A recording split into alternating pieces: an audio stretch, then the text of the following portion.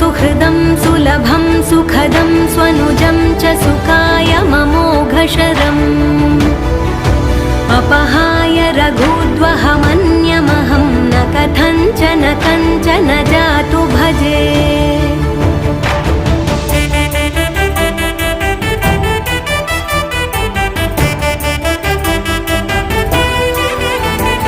विना वेङ्कटेशं ननाथो ननाथः सदा वेङ्कटेशं स्मरामि स्मरामि।